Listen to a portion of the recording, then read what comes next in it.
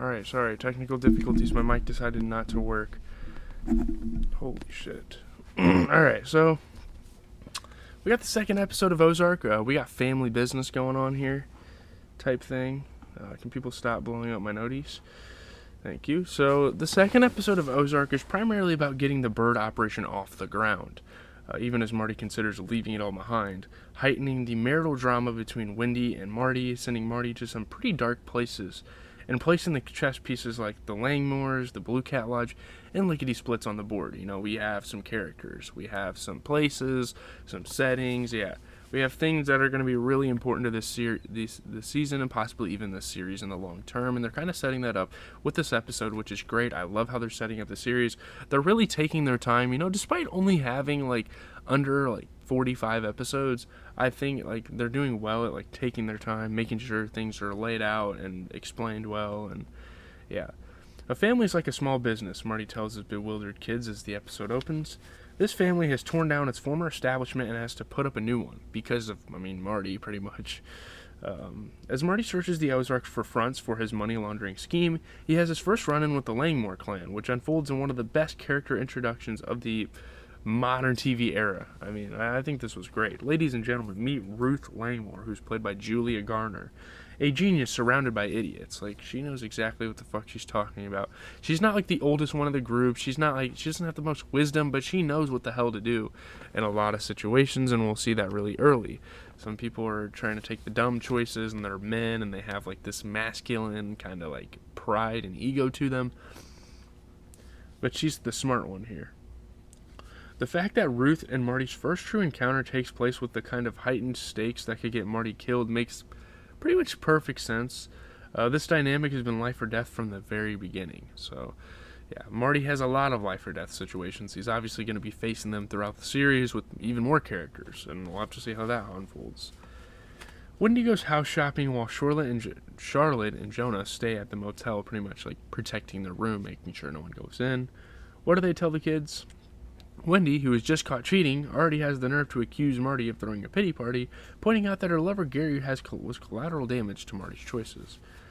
Well, sorta. She notes that Gary was a good man, not like Bruce, who Marty was a friend of, and she's hurling personal insults and personal attacks at him, even though she was the one that cheated on him. It's not like Marty was in love with Bruce. I don't know. Adultery should be a pretty high crime in society, I think. At least morally, it's seen as a pretty high crime in society. Oh, I can't even put my feet anywhere because these dumbass cords. Alright, anyway. The good and bad will die if they get around the birds. Marty points out that he might have caught Bruce skimming if he hadn't been distracted by his wife cheating on him. That's an interesting thought to think of. Wendy. The only joy in his life recently, hearing Gary hit the pavement, which... oh my god. It's such a stone cold statement, and Marty is such a nonchalant character. And that's what really makes the most effective TV characters. Just these nonchalant, remorseless people. And Marty's going to be a great character in this show, and I already love his traits and stuff. Wendy hits him. He kind of deserves it for saying something like that, but at the same time, you fucking cheated on him, so yeah. It's Sam.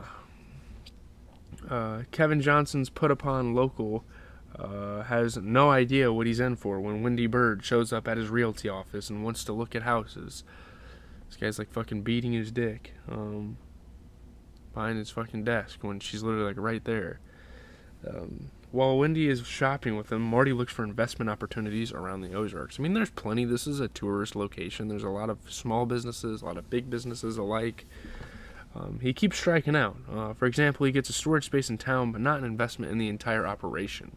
He's able to buy one, which kind of gets him into the business, but he's not able to really invest with this guy. This guy just doesn't let him do that. This guy's I'm not with the new schemes.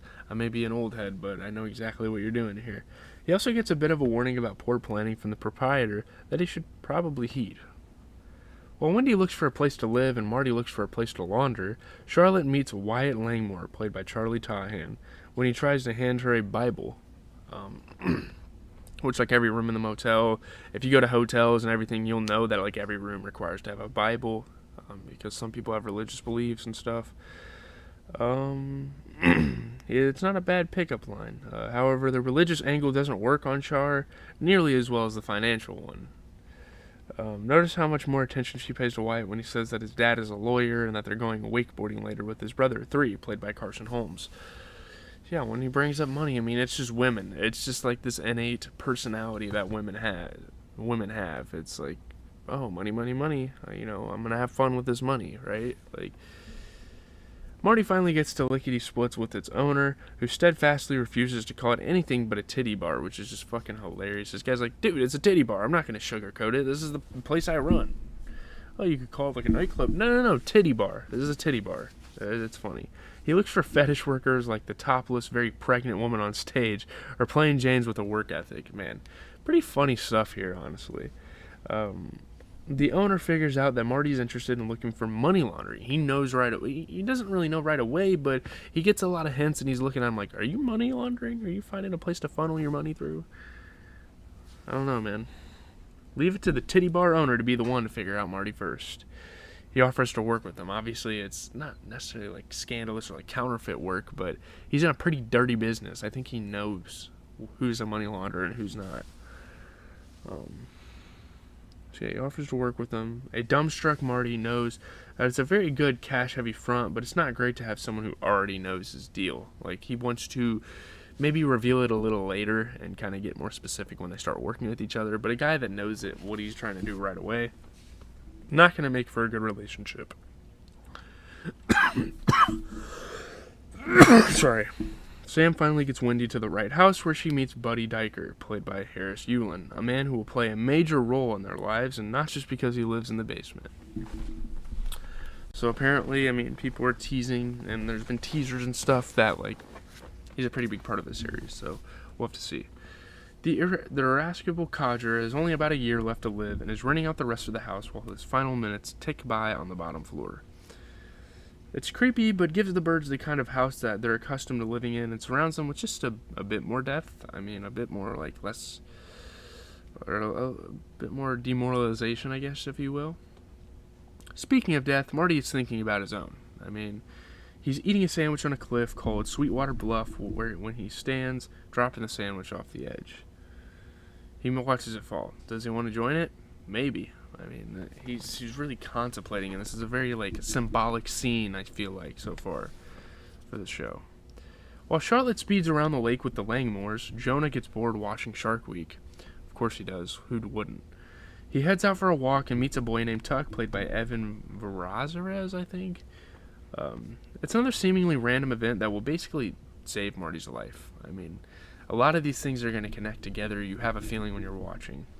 The premiere had the brochure. The second episode is Tuck's Knife. More on that later. So, yeah, I feel like this show's going to really wrap up around some things, you know? Wendy's trying to decide if she wants a grumpy old man living in her basement. We learned that Buddy is 82 with a bad ticker that won't be replaced. He doesn't mince words, which Wendy kind of admires. He calls tampons period plugs, which Wendy kind of hates, but I think it's kind of funny because he's kind of like an old head, and he has, like, different terminology for things. When Buddy refers to Marty as the decider, it almost feels like a challenge that will make Wendy more likely to say yes. She is the decider in this family. She was the one that was told to go out and get the house, and he's, like, testing her ego, testing her reputation in the family, I guess. It's just funny because, like, I mean, the dude's 82, so probably during his time there were different gender rules, and I think that's kind of what they were referencing there. The cops come after the boat and that Charlotte's on, and Charlotte learns a very hard way that Wyatt and 3 don't come from a wealthy family. She thought, I mean, this is their boat, but nope. They throw Charlotte overboard, leading to a meeting between Wendy, Marty, and Sheriff Nix, played by Robert Treveler, who basically wants them to pay up for stealing the boat. Even though it's not her daughter that did that. She just joined the Langmores. I mean, they tried to save her ass by throwing her off the boat so they wouldn't catch her, but they did. They caught her. The birds play hardball, and Marty bears about Ruth Langmore for the first time. She's tough, she's 19, and Marty knows she's probably robbed them already. Like, they lured the kids away from the motel because they know that's what they were doing. He panics and rushes to the motel to find an empty suitcase under the bed. Yeah, they took all the fucking money. This is going to be a long video, by the way. Marty doesn't hesitate. He rents a boat and finds his way to Ruth and the rest of the Langmores, eavesdropping as the gang discusses how Wyatt lured Charlotte away so Ruth could steal the cash. That's exactly what their plan was. He was exactly right. I don't know how he found their place so quickly either. Marty rushes in and meets Boyd, played by Christopher James Baker, and Russ Langmore, played by Mark Menchaca. Two more branches on this sketchy family tree. They seem like some crackheads, dude. Marty is seriously outnumbered, but don't forget that he doesn't have much to live for at this point. Really? I mean, they stole all of his money. He doesn't have shit. He's already been contemplating jumping off a cliff. What could the Langmores really do to him? And those are the most dangerous people. The people that just live on edge and they know that they have nothing to lose. Yeah, those people can cause the most problems. And yeah. And the truth is that Marty's dead anyway if he doesn't get that money back. He starts to negotiate. What could the Langmores do with all the cash? He tells them about Omar Navarro, the head of the cartel, and that stealing his money is a very bad idea, given that people have stolen from him in the past and they've ended up in barrels. If they keep the money, they'll have to kill Marty. His strategy is to lay it all out on the line. These people are in too deep. They're trying to do too much. Ruth's business savvy kicks in. She calls some of Marty's bullshit and notes how his death may help everyone, including the drug addicts he essentially enables. What are they going to do with the money? Sell drugs too? I don't really understand what the... Yeah. Marty pushes back by suggesting that even if he dies, someone in this dirty crew will break. It's a great scene that's even better in retrospect when considering how much will happen between Marty and Ruth throughout the series, apparently. I don't know why people keep hinting at spoilers, but everybody but the pair leaves the room, and Ruth gets her first of many great scene enders. Almost got that done, didn't I? Why do I have this feeling we both know that you'd be better off dead? Such a powerful line. A quick trip back to Chicago reveals that Petty is moving to the Ozarks soon to chase after Marty Bird, leaving his partner Trevor Evans, played by McKinley Belcher III, behind. He doesn't seem to care much about what the relocation will do to their relationship. Marty wakes up early the next day and kisses his kids on the head. Is he ready to jump? Did he take Ruth's words to heart? Of course he didn't, because he's the main character in the series. Marty learns about the blue cat through Jonah, who tells him about meeting Tuck, and Marty finds a new knife. It's a crumbling lodge that could use money like Marty's. But he's still planning to jump. He tells Wendy about the $1 million in life insurance and that there's money in a storage unit. Email Dell. No one else can find the money. Wendy does keep encouraging him not to do it, although Lenny deftly leaves the door open just enough to allow us to wonder if she doesn't know it's the best plan for her.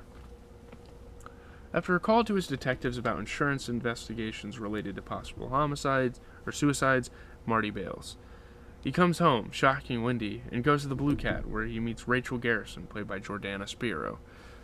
His wife told him to pretty much do it. He needs to kill himself. He pretty much put his family in a fucked up position, and yeah. You think about Breaking Bad, and this is something that Walter probably should have done, to be honest, but he didn't do it. She turns him down, but reconsiders when she sees Marty defend Tuck against some bullying bar crawlers shortly after that, which is kind of a corny scene, but Marty has no idea how much the Blue Cat will change his life, but we'll have to see. In the final scene, Wendy shows the kids their new house and their new roommate. Almost as if the day's emotion has torn down all of their defenses, she drops the hammer on the children. Your father is laundering money for a Mexican drug cartel. I shit you not. And I think it's great that this series took the direction of informing the other characters of his intentions early on. I think that's a really cool move by them. We'll see how it fleshes out. So, anyways, leave a like, comment, subscribe. I got a couple more things to do for the channel today. We are going to be doing a weekly track roundup, pretty short stuff, talking about all the music that dropped this week. I'm going to be recording my Mutt video, dropping that tomorrow. I need to watch another episode of Ozark. We're probably going to watch 2 more episodes of Ozark this week. Probably try to get this show done in 3 months. I think that's my goal. I'll probably move on to The Sopranos after that. I don't know if there's any other shows I should watch, but